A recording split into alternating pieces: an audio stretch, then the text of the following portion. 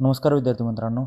तर आज आपण पाहणार आहोत की क्वेश्चन पेपर अनालिसिस कशा प्रकारे करा. एक क्वेश्चन पाहू. खालीलपैकी कोणते सन्मान महर्षी धोंडो केशव कर्वे यांना दिले होते? याचं उत्तर आहे 4.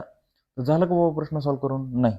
तर काय करायचं, हा क्वेश्चन सोडवल्यानंतर महर्षी कर्वे यांची आपल्याकडे जेवढी इन्फॉर्मेशन आहे ती याच्यात पुट करायचा प्रयत्न करायचा, लिहायचा प्रयत्न करायचा. जसा जन्म, महर्षी कर्वे यांचा जन्म कधी झाला? 18 एप्रिल 1858 ला. मृत्यू 1 नोव्हेंबर 1962. जन्म झालेला दापोलीमध्ये, मृत्यू पुण्यामध्ये. आता त्यांच्या कार्याबद्दल बघू. त्यांनी काय केलंय, SNDT महिला विद्यापीठ 1916 ला त्यांनी स्थापन केलं. SNDT महिला विद्यापीठ, फर्स्ट महिला विद्यापीठ. किती?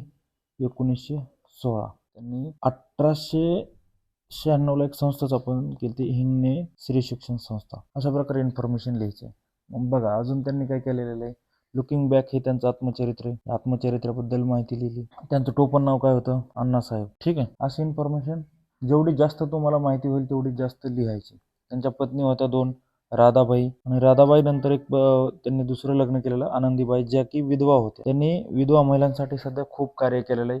त्याच्याबद्दल काय इन्फॉर्मेशन आहे ती पण लिहायची. ठीक आहे. तर भारतरत्न, आता आपण बघू हे 4 ऑप्शन त्याच्या रिलेटेड आपण लिहू. भारतरत्न कधी त्यांना मिळालेला? 1958 ला. त्याच्या आधी पद्मभूषण भेटला होता 1955 ला. आता डिलीट ही पदे त्यांना खूप साऱ्या विद्यापीठांनी दिली. 1942 ला बनारस विद्यापीठाने दिली, बनारस हिंदू विद्यापीठ. ठीक आहे. पुन्हा 1951 ला पुणे विद्यापीठाने दिली. त्याच्यानंतर 1954 ला SNDT या विद्यापीठाने सुद्धा दिली. आता LLD पदवी कुठल्या विद्यापीठाने दिलेली त्यांना? तर LLD पदवी 1957 ला मुंबई विद्यापीठाने दिली. तुम्ही अनालिसिस करू शकता. अजून काही इन्फॉर्मेशन असेल तर तुम्ही ऍड करू